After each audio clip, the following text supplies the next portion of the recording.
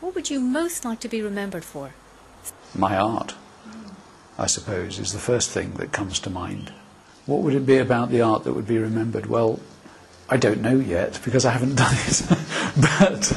But most of this comes down to feelings and to clarity of observation and clarity of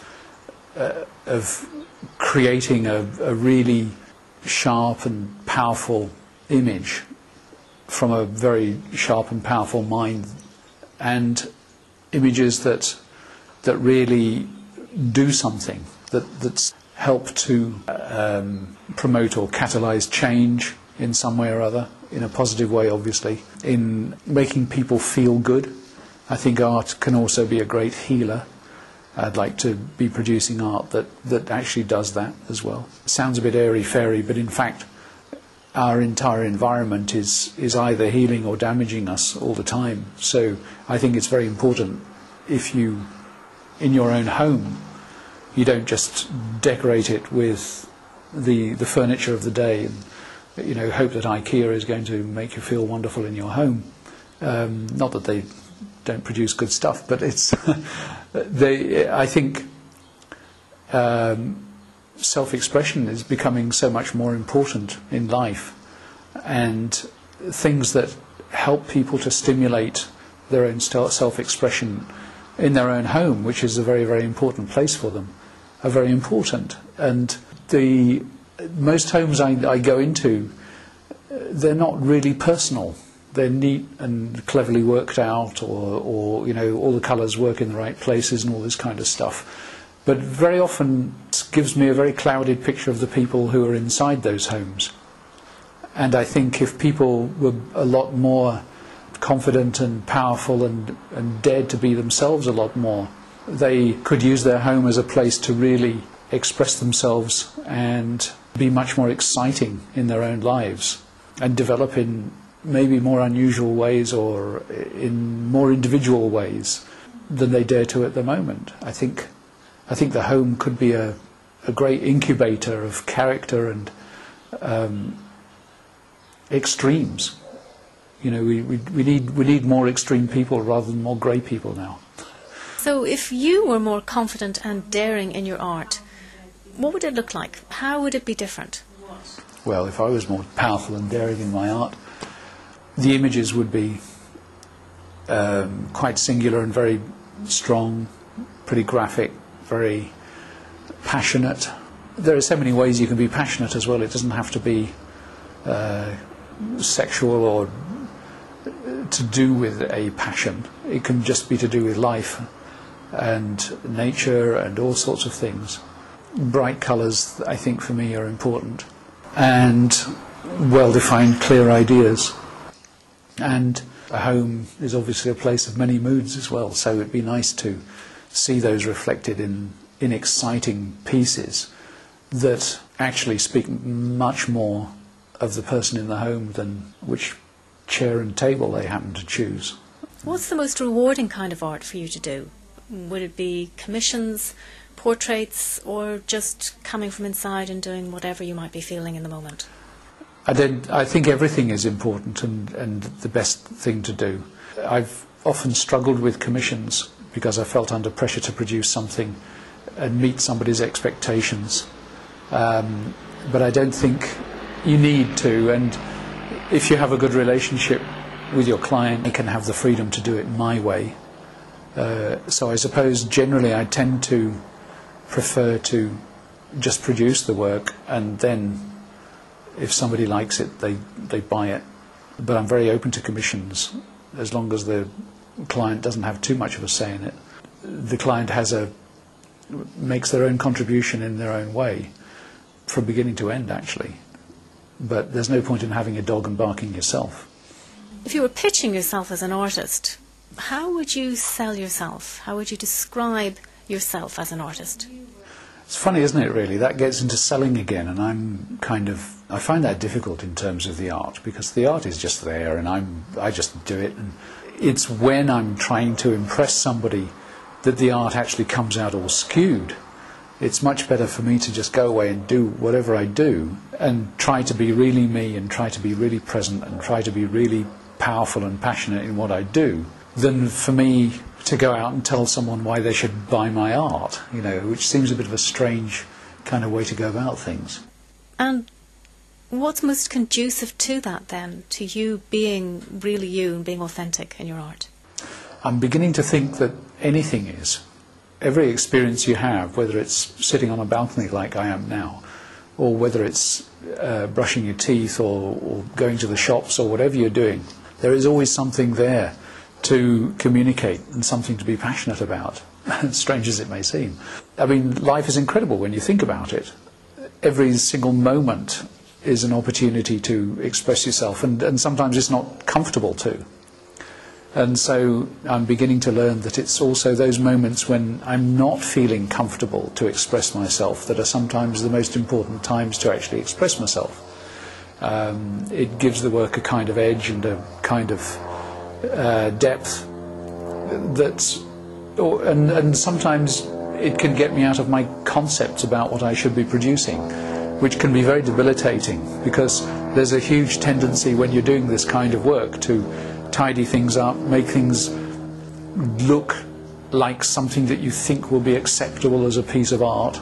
You're sort of thinking, well, what kind of place would I like to sell this in? What kind of artist would I like to be seen as? And so you can actually sort of have all this stuff going on inside you while you're just trying to express something about something. And it's all getting in the way. So it's very important to be placed in virtually any situation and just express what's going on. Otherwise, you're always projecting. You're always trying to think of some way to impress, or you're trying to sort of construct or manufacture something rather than just be there and express what's going on for you at the time. As soon as you get into that kind of intellectual process, for me it becomes something else. Becomes graphic design or some kind of engineering, which may be relevant for some people, and I'm sure it is. People do these incredibly complex and very competent pictures, but for me that's not what I'm about in my art. And right now, where you are with your art, what, if anything, stops you from going deeper or going to the next level? What stops me going deeper right now?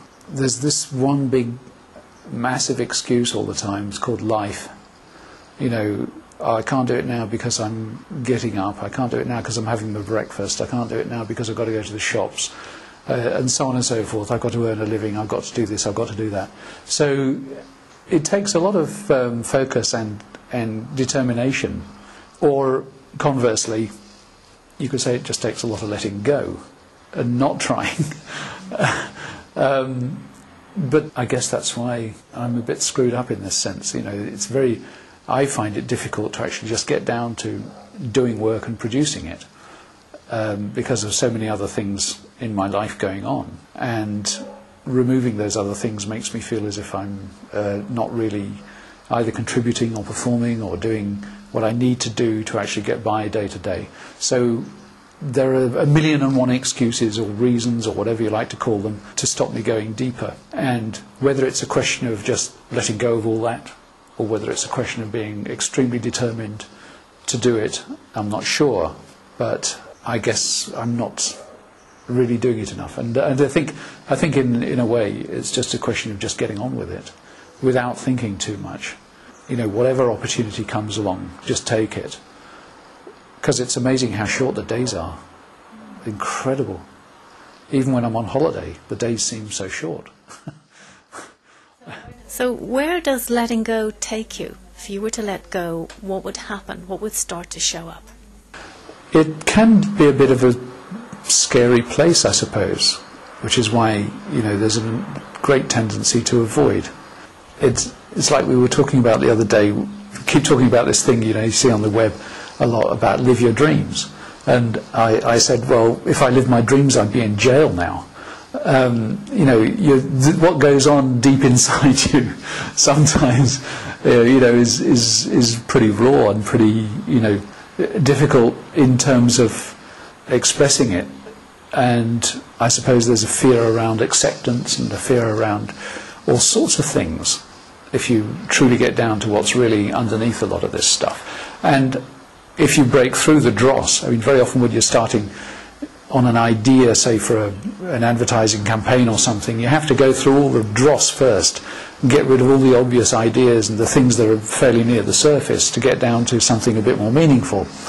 With the art, I feel it's that kind of process. I'm still skimming the surface and putting down sort of fairly superficial ideas, whereas I'd like to get really, really deep, but I'm not sure that, I suppose I just don't know what is deep and what is there when you actually get there, or what I'm likely to be producing. It's funny because the things that I really admire about some of the great artists that have been around over the years, and people like novelists and anybody, and in films, of course, it's when people are expressing those deepest feelings, and it can be a bit messy, and it can be extremely passionate, and it can be anger, it can be all sorts of things. That's when they have your attention, and I guess that's what I'm avoiding to do a lot of the time. So if you were addressing a group of artists, as you often do when you teach, and they were grappling with these issues, what advice would you give them? I don't feel qualified to give advice when I know that I'm not doing it myself. What would I tell them? Do I know? Well, I know what's required to get through it. I'm not sure I do. Maybe it's different for everybody. We all have our conditioning and upbringing and so on and so forth, so we all go through different experiences in life. And for some people, really it doesn't matter what they say about themselves, and for others it does. But to get through it, you just got to work.